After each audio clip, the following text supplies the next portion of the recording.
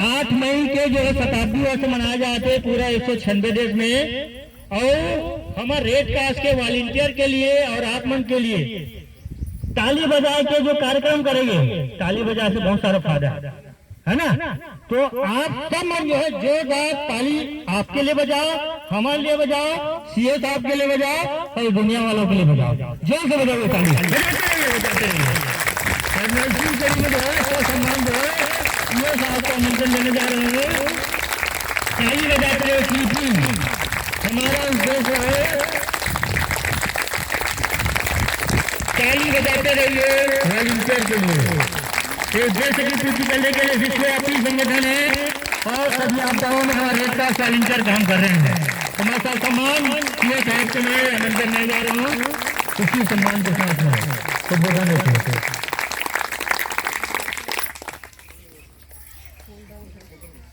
सभी को नमस्कार। आज आप लोग जा रहे हैं ना, हम लोग यहाँ पे क्यों आए हैं सब लोग बताएंगे? तो एक आध दीदी क्यों आए हैं हम लोग बताओ, कोई बताइए आप।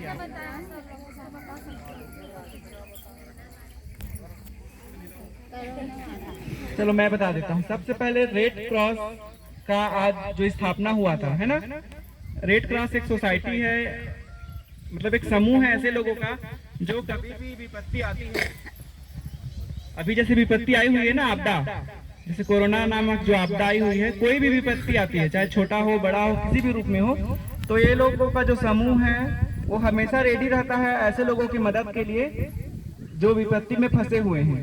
अभी के जो अभी देख रहे हैं 2 महीना हो गया लगभग लॉकडाउन चल रहा है, पूरा विश्व कोरोना नामक महामारी से जूझ रहा है। भारत में भी स्थिति ठीक नहीं है, छत्तीसगढ़ में भी संक्रमण कुछ जिलों में फैला हुआ है, हम सब जान रहे हैं है ना। तो इनका काम है कि ऐसी विपत्ति जो आई हुई है उससे हम लोगों को कैसे बाहर निकालें, कैसे लोगों को उसका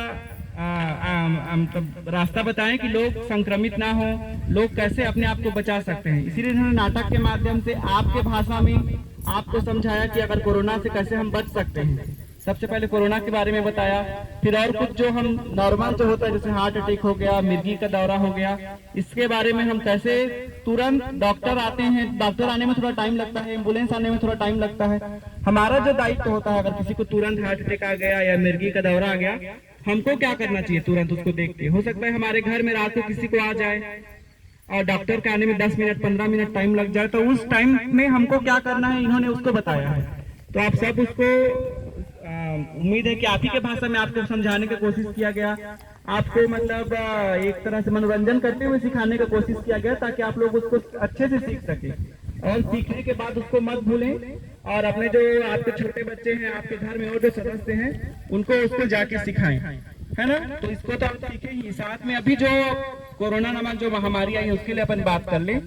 तो देखिए इन्होंने क्या बोला कि ये छूत की बीमारी है, यही बोले ना, सभी लोग वही बोले ना कि छूत की बीमारी है, छूने से फैलता है। तो इसका उपचार एक ही क्या हो सकता है कि हम एक दूसरे को अनावश्यक रूप से ना छुएं। छूत की बीमारी अच्छा है ये कि हवा से नहीं फैल रहा है। अगर सोचो ये हवा से फैलता तो हम लोग यहाँ बैठ पाते क्या? इतने सारे लोग सीखने के लिए घर से बाहर भी नहीं निकल पाते, है ना।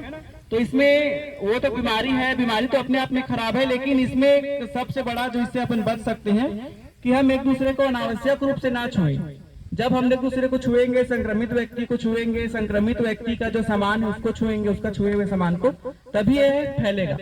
तो हमारा ये होना चाहिए कि हम एक दूसरे को एकदम जरूरी हो या एकदम अर्जेंट काम हो तभी एक दूसरे को छुए और एक दूसरे को छूने से बचने का कोशिश करें, तभी हम सुरक्षित रह सकते हैं। अभी पूरा 2 महीने तक लॉकडाउन रख के, लोगों को घर में रख के सरकार ने पूरा सिखा दिया कि अपने को कैसे सतर्क रहना है।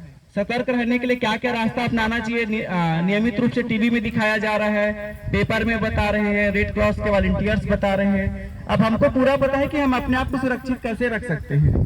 यार मनरेगा का काम भी अभी आपको चल रहा है, काम भी बंद नहीं कर सकते बहुत दिनों तक। काम भी अगर बंद कर दिए, सभी जगह गाँव में शहरों में काम बंद कर दिए तो भुखमरी भी आ जाएगी। आएगी कि नहीं आएगी? गांव में तो उतना दिक्कत नहीं है, शहर में और ज्यादा दिक्कत होता है क्योंकि वहाँ पे खेत वगैरह नहीं है। लोग जो डेली कमाने वाले हैं, जो रोज कमाने खाने वाले हैं, उसी पे निर्भर रहते हैं। तो धीरे धीरे सबको चालू करना भी सरकार का दायित्व है, क्योंकि ऐसा ना हो कि बीमारी से ना मरे, कल के डेट में भूखमरी से मर जाए। तो हम लोग वो दोनों कंडीशन से अपने आप को सुरक्षित रखना है। भुखमरी भी नहीं आने देना है और बीमार भी नहीं होना है। तो इसके लिए क्या है कि आप लोग अधिक से अधिक काम करें, रोजगार गारंटी में काम करें, या फिर दूसरे जगह खेती का कर रहे हैं तो उसको काम करें, है ना। लेकिन सर अभी आपसे एक भी अनुरोध रहेगा कि रोजगार गारंटी के काम को भी मत छोड़ें। रोजगार गारंटी में तो बहुत कम टाइम काम करना पड़ता है, सुबह 6 बजे आते हैं, 10 बजे तक चले जाते हैं। तो एक अनुरोध रहेगा कि कम से कम एक परिवार से एक व्यक्ति जरूर रोजगार गारंटी के काम में आए। जितने जॉब कार्ड हैं आपके गांव में, उस जॉब कार्ड के पीछे कम से कम एक व्यक्ति मनरेगा के काम में जरूर आए, ताकि फायदा ये होगा कि आपको मनरेगा का भी फायदा मिलेगा, आपके घर वाले जो खेती किसानी में लगे हुए हैं, दूसरे काम पे लगे हुए हैं, उसका भी फायदा मिलेगा। कल अगर बीमारी और बढ़ जाएगा तो घर से बाहर निकलना मुश्किल हो जाएगा हम सबका, तब हम आपस में ऐसा बैठ के बातचीत नहीं कर पाएंगे, एक दूसरे को नहीं समझा पाएंगे। अभी हमारे पास मौका है, हमारा प्रदेश सुरक्षित है, हमारा जिला सुरक्षित है, तो आप लोगों से यही आग्रह रहेगा कि मनरेगा के काम में अधिक से अधिक आए। सरकार ने इसीलिए काम खोला है, इसीलिए मनरेगा का मजदूरी भी बढ़ाया है, ताकि लोग अधिक से अधिक मनरेगा के तरफ आकर्षित हों और मनरेगा में अधिक से अधिक काम करें।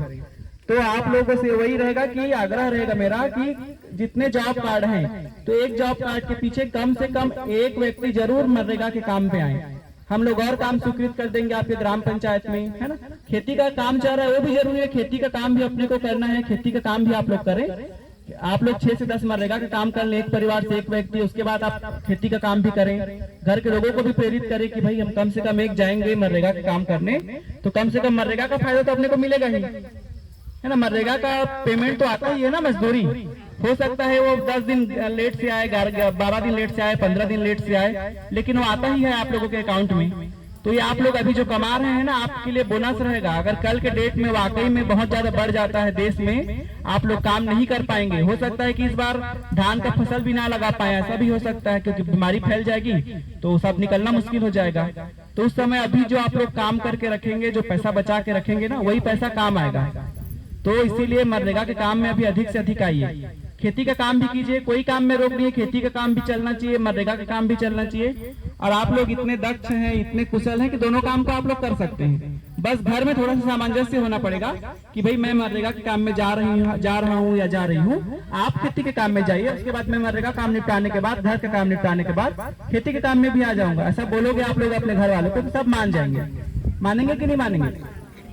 और दूसरा चीज ये, अनावश्यक एक दूसरे से दूरी बना के रखें, किसी के घर अनावश्यक रूप से ना जाएं, किसी का छुए हुए सामान को बिना मतलब का ना छुएं। गांव में कोई व्यक्ति बाहर से आता है तत्काल सूचना दें। हर ये गांव में, स्कूलों में या सामुदायिक भवन में उनके रुकने की व्यवस्था की गई है। कोई व्यक्ति बाहर राज्य से आता है तो उसको वहां हम लोगों को रोकना है, उसका तत्काल सूचना देंगे। हम लोगों को सचिव साहब को बताएंगे, सरपंच को बताएंगे, तो हम लोग उनको रोकेंगे। आप लोग कोई भी जानकारी शासन से ना छुपाएं, है ना।